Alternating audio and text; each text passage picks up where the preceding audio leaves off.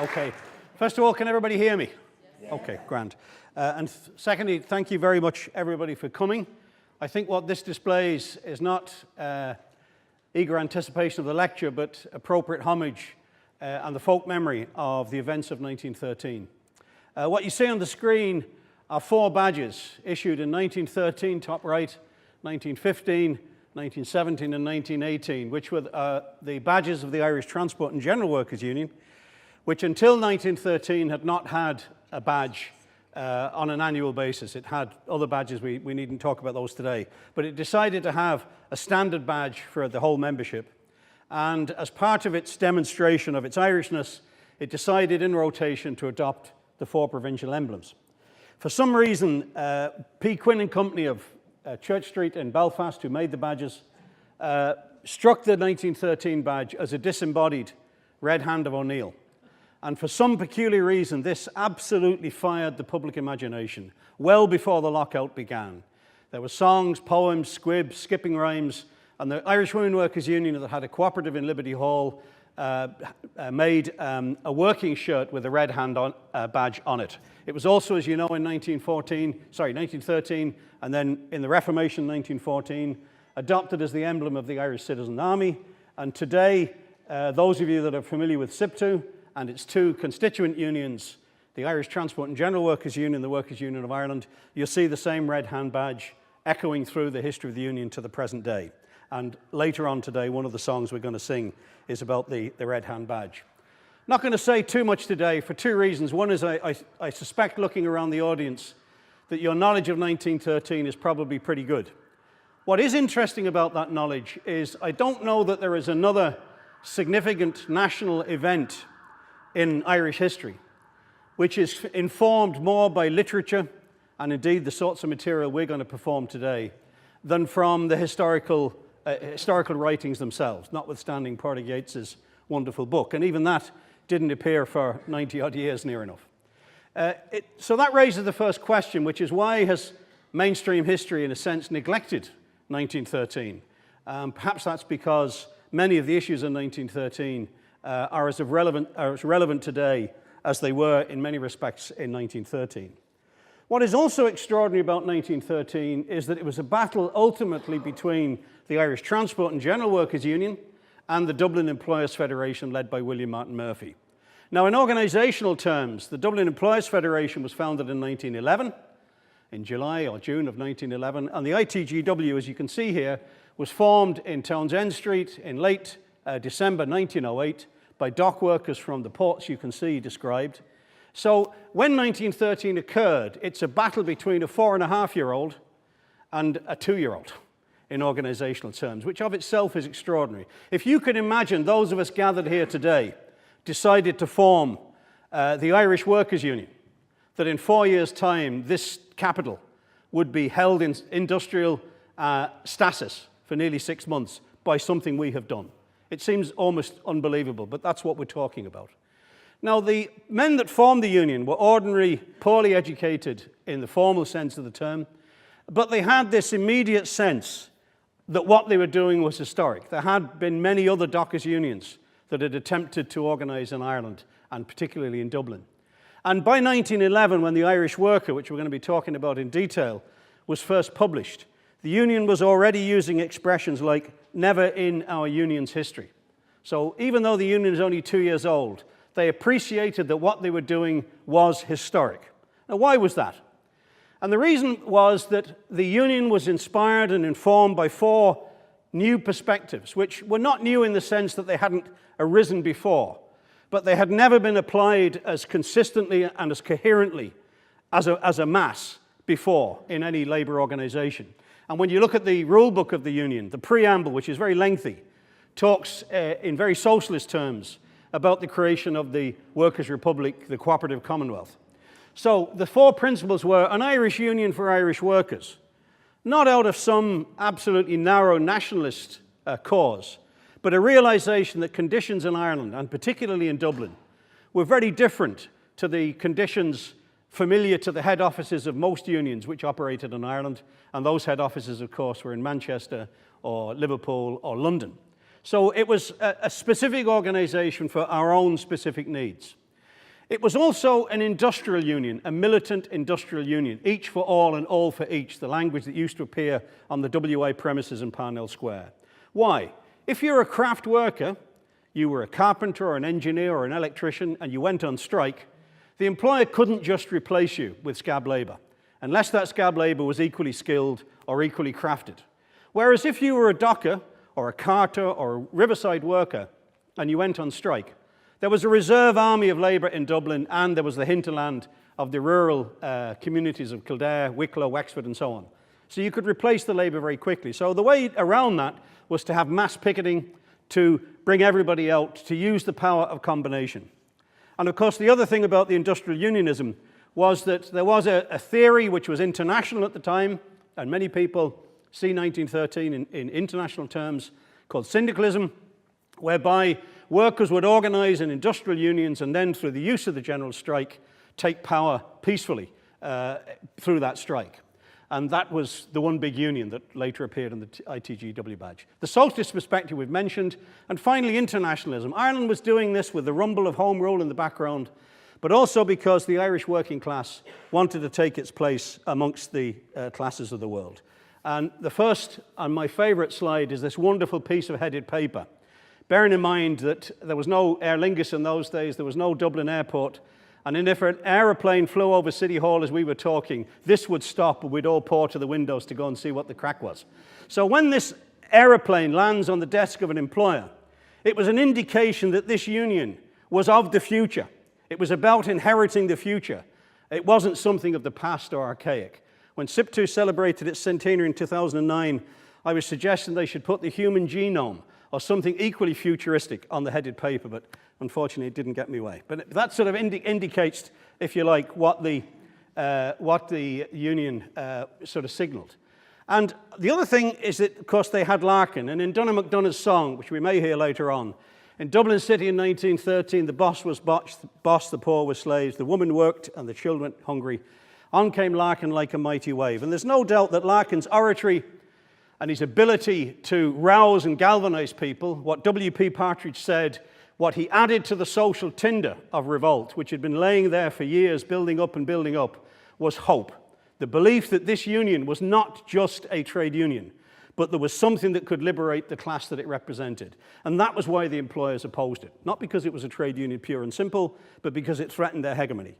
They drove the union from Cork in 1909. There was a famous Wexford lockout in 1911-12, and Fergus is about to sing Freedom's Pioneers from that. There were also major general strikes in Sligo in 1913, before the Dublin lockout, and in North Dublin. And Connolly had written the song that Fergus is now going to sing to the air of We Are the Boys of Wexford, called We Are Freedom's Pioneers. And we know this became the equivalent of a hit record in Dublin at the time. So this is the first of our songs, written by James Connolly. Our feet upon the upward path are set where none may tread, save those who to the rich man's wrath dare turn rebellious head. And hearts as brave no cringing slave in all our ranks appears. Our proudest boast in labour's host, we're freedom's pioneers. Oh, slaves may beg and cowards whine, we scorn their foolish fears. Be this our plan to lead the van with freedom's pioneers. Too long upon our toil were built the palaces of power, when at our touch those forts of guilt would crumble in an hour. Now each day brings on swiftest wings to their unwilling ears the shouts that greet our marching feet, 'tis freedom's pioneers. Oh, slaves may beg and cowards whine, we scorn their foolish fears. Be this our plan to lead the van with freedom's pioneers. The rich man's hate, the rich man's pride has held us long in awe. Our right to life is still denied, and wealth still rules the law. But men shall bow no longer now, but welcome with his cheers the ringing stroke to break our yoke of freedom's pioneers. Oh, slaves may beg and cowards whine, we scorn their foolish fears. Be this our plan to lead the van with freedom's pioneers.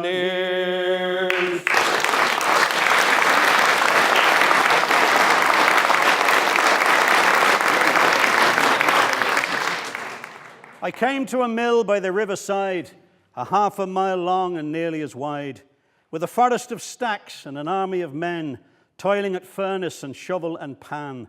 What a magnificent plant, I cried. And a man with a smudge on his face replied, it's Murphy's. I went, dwelt in a nation filled with pride. Her people were many, her lands were wide. Her record in war and science and art proved greatness of muscle and mind and heart. What a grand old country it is, I cried. And a man with his chest in the air replied, it's Murphy's. I went to heaven, the jasper walls, towered high and wide the golden halls. Shone bright beyond cut, a strange new mark was over the gate, viz. A private park. What is the meaning of this, I cried, and a saint with a livery on replied, it's Murphy's. I went to the only place left I'll take, a chance in the boat on a brimstone lake, or perhaps I may be allowed to sit on the griddled floor of the bottomless pit. But a jeering tout with horns on his head cried as he forked me out of the place. But a jeering tout with horns on his face cried as he forked me out of the place. It's Murphy's. That was published on the 27th of September in 1911 and was one of the things that the Irish Worker successfully did in terms of breaking, if you like, the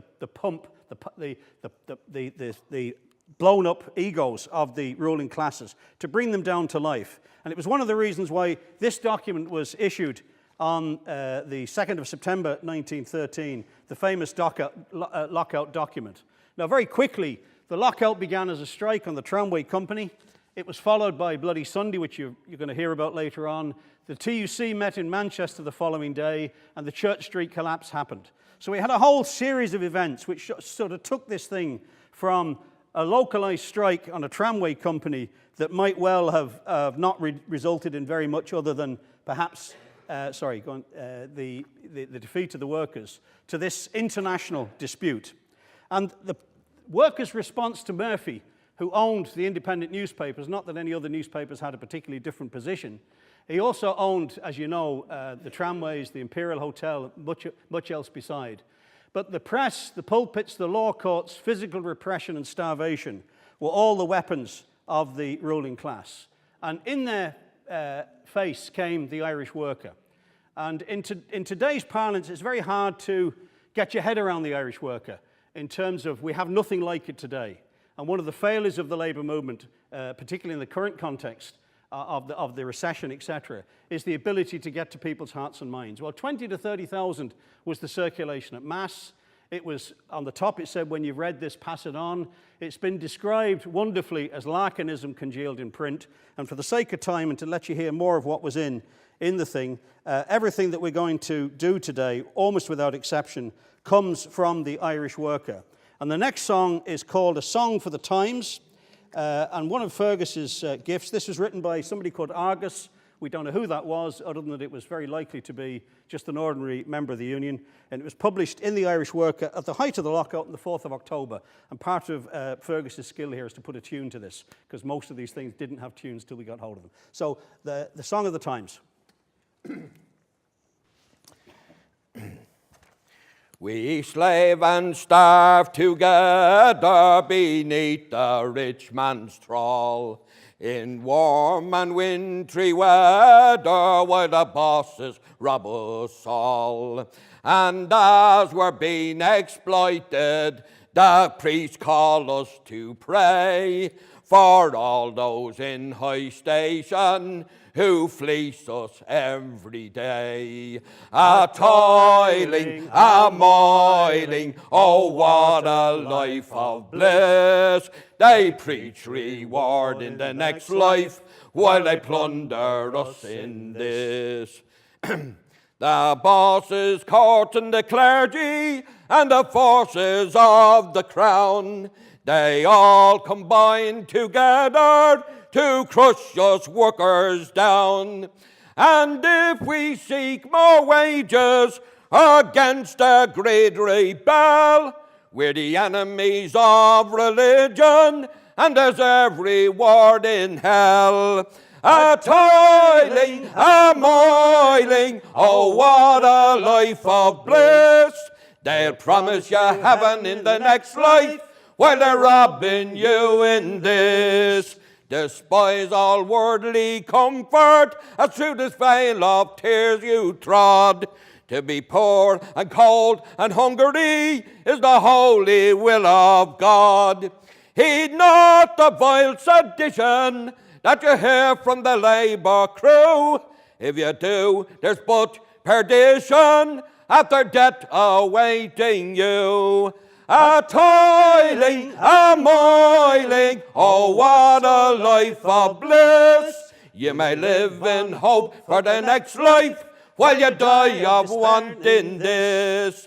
The limbs of law and order and the forces of the crown, whom the foes of labour bless, the fenceless workers murdered, our meetings to suppress. Before a smug shareholder on the bench with brazen jaw, and the aid of police perjurers, they will teach you love the law. A toiling, a moiling, oh what a life of bliss. The royals may be just in the next life, but they're seldom just in this. The politicians fool us, for with lies their mouths are full. The tugs in blue to batten us won't fail to smash our skulls. And when the boss's luck is out, your leisure to employ, he'll treat you to the pleasures and the comforts of Mount Joy. A toiling, a moiling, oh what a life of bliss. They love their foes in the next life, but they cripple us in this. We're counseled to be patient by those who live at ease, while we exist in hovels mid squalor and disease. It's time old pious humbug and cant came to an end. We've learned to know the worker alone is labour's friend. A toiling, a moiling, oh what a life of bliss. You're welcome, rebel, in the next life, but be patient here in this. Oh, workers held in bondage by a cruel and crafty foe. If patience purchased freedom, 'twas purchased long ago. Let us arise from off our knees and be no longer fooled by those who aid the system whereby we're robbed and ruled. A toiling, a moiling, oh what a life of bliss. To hell with them and the next life, we must help ourselves in this.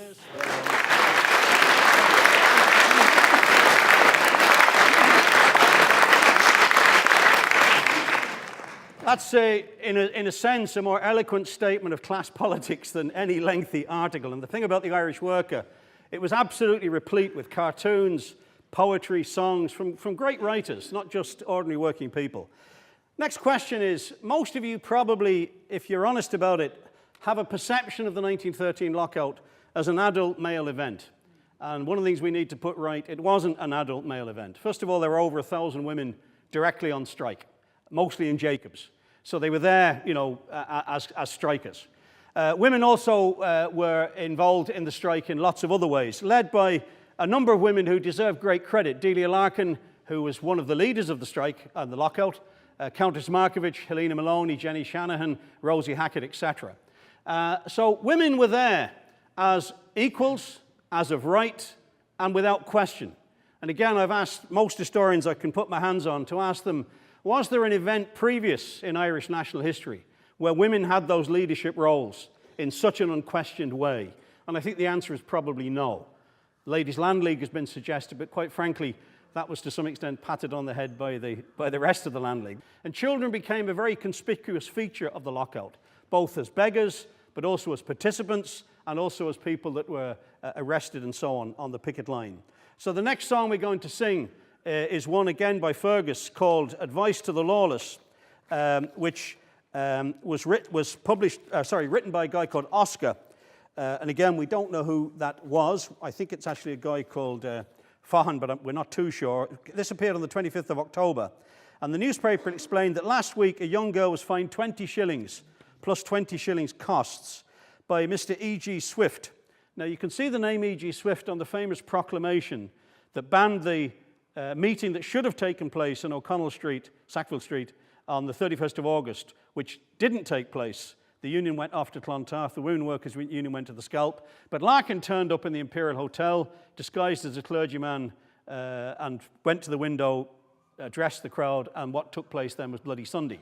But the divisional magistrate was E.G. Swift. Now, he was also, surprise, surprise, a major shareholder in the tramway company, and he was known in the Irish worker as Justice Swift and Sure, or Justice 40 Bob.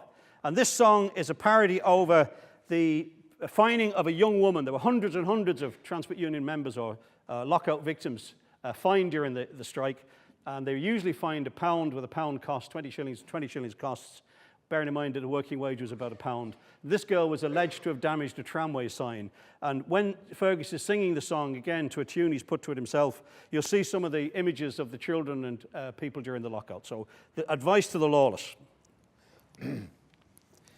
Oh, this is a most suspicious age and dangerous to boot. And those who feel inclined to talk had better far be mute. Oh, don't speak above a whisper. Don't let your passions throb. For the wink your eye, as like as not, might cost you 40 bob. Oh, for the blink your eye, as like as not, might cost you 40 bob. Don't gawk at Sergeant Eastwood when he's plodding down the street. You might as well stand by and shout about his 2 flat feet. Oh, for heaven's sake, don't look as though you envy him the job. I've known a chap for less than that to forfeit 40 bob. Oh, I have known a chap for less than that to forfeit 40 bob. Don't pause upon the footpath if your pipes you means to light. Now wait until the boys in blue are safely out of sight. For with swords and battens hanging round, it is no easy job. And your broken skull in half a tick might cost you 40 bob. Oh, and your broken skull in half a tick might cost you 40 bob. Perchance you take an evening stroll away from strife and care, and wander at a gentle pace to take the country air. Don't linger by the tempting hedge, the blackberries to rob. For if the local nark is nigh, well, bang goes 40 bob. Oh, for if the local nark is nigh, well, bang goes 40 bob. Perhaps while wandering about when you is stony broke, you sees a G-man strolling by, exuding clouds of smoke. Don't stop to snip that fragrant weed that billows from his cob, far down you'll go for loitering, and cough up 40 bob. Oh, far down you'll go for loitering, and cough up 40 bob. Now, last of all, take heed of this, let my words not be scorned. Don't stare too hard at Murphy's trams. Remember now, you're warned. Oh, just pass upon your peaceful way, sweet-tempered or be gob. You'll find yourself before the beak, and minus 40 bob. Oh, you will find yourself before the beak, and minus 40 bob.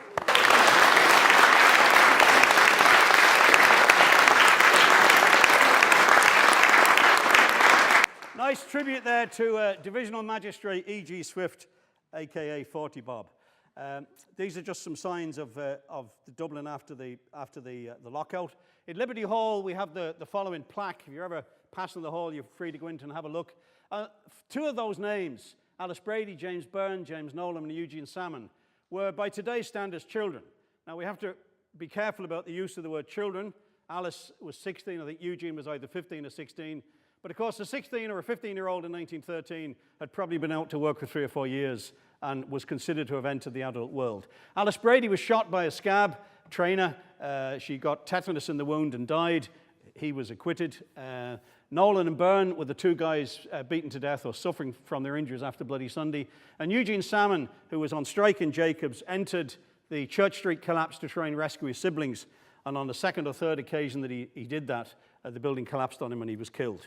There were a couple of other lockout martyrs as well, one of which is the subject of a great new song, which I don't think we're going to have time for today, but those people, as I say, deserve to be remembered. Now, we're running rapidly out of time, and we've gone about halfway through what we were going to do for you, so we'll finish off with the sort of title theme, and this is the Red Hand Badge, written by A.P. Wilson. But before we do that, this was the TUC emblem for 1913. And whereas the TUC refrained from giving industrial solidarity, they did send the food ships, which you saw a glimpse of passing by. They also sent financial aid, from which, incidentally, Liberty Hall was subsequently purchased. And that solidarity, no doubt, kept the strike going. Murphy was very vexed because he thought that starvation would win the battle much earlier than it did, and it probably did mean that the lockout stayed into 1914. We repaid some of it in 1984-85, when we returned the compliment, and over 2 million was raised here in Ireland in the Republic, and about 8,000 kids were taken over here for holidays, and indeed there are people in the room here today who were part of that solidarity. Here's our famous Red Hand Badge again, and this time we've got a picture of the author, Andrew Patrick Wilson, who wrote in the Irish Worker either as Mac or Yukon. Yukon is the name of a river in Galloway, near Dumfries, which is where he was reared. He was a Scot.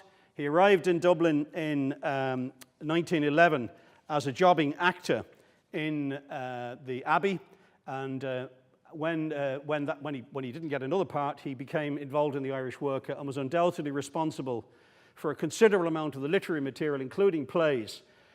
We republished just before Christmas the Irish Worker 1912 Christmas number, a wonderful, wonderful 44-page literary supplement with the full text of 2 of his plays, one of which, Victims, was the first time that a tenement appeared on a Dublin stage. Wilson took the male lead and Delia Larkin took the female lead, and it got terrific reviews from people like Francis Sheehy Skeffington.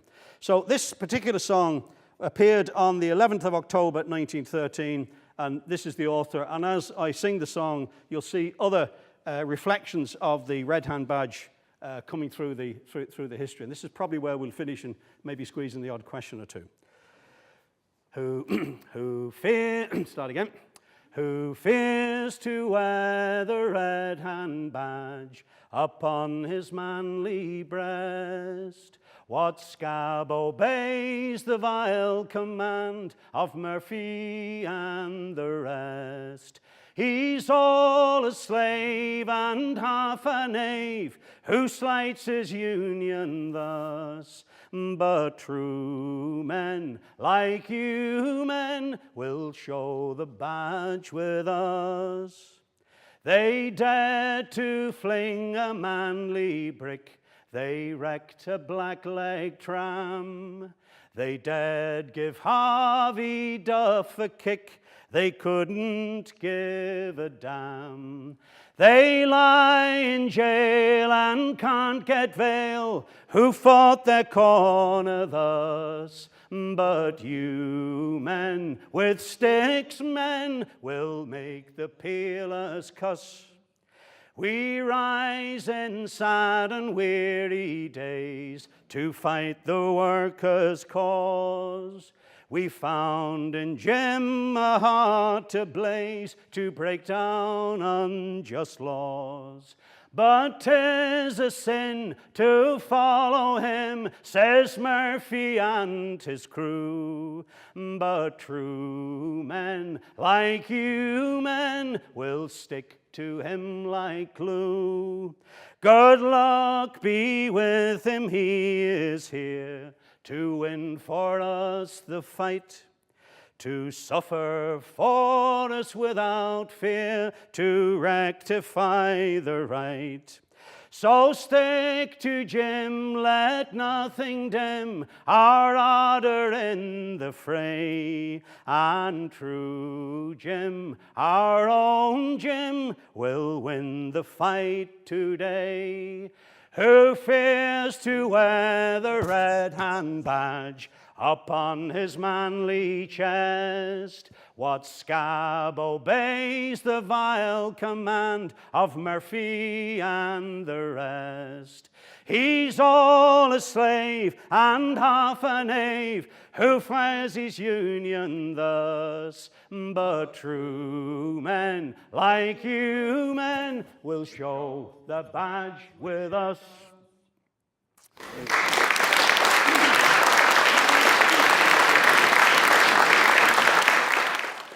Now, of course, the significance of the red hand badge isn't just that it was the iconic emblem of 1913. The whole dispute was about union recognition. And the way you displayed your membership of the union was to wear the badge. The document we saw earlier, issued by 404 employers, cast anybody that refused to repudiate the union from work. So the central principle was union recognition. We still don't have a right to join a union in the sense that whereas the Constitution provides that right, it remains, and I quote the Constitution Review Group, in other words, senior constitutional lawyers, it remains for thousands of workers an illusion. So the central issue remains much the same today, that thousands of workers have the same struggle for union recognition. And perhaps that brings us back to the beginning of the talk when we said that many of the issues were still alive. Another interpretation of the lockout, which Porter Yates offers us in his book, is to say that really the central issue was about power. And that's really what it was about. It was about the power of the previously unchallenged Dublin Irish employing class. This was not a British foreign employing class. To rule as they wished, to push down wages, to push the vast majority of people in Dublin into literally penury. And their right to have that unchallenged. And I leave you to make the connections with similar circumstances that you may feel are occurring today. So the red hand badge has as much relevance to some extent then as it did now. As I say, we've only literally scratched the surface of the joys that are in the Irish work. And if you want to give yourselves a treat, get down to Pierce Street Library someday, get out the microfilm reader and just go through the Irish worker yourself, either for 1913 or any other year, and you're in for an absolute treat. Can I ask you to give appreciation to Fergus Russell, who absolutely brilliant today. Thanks very much.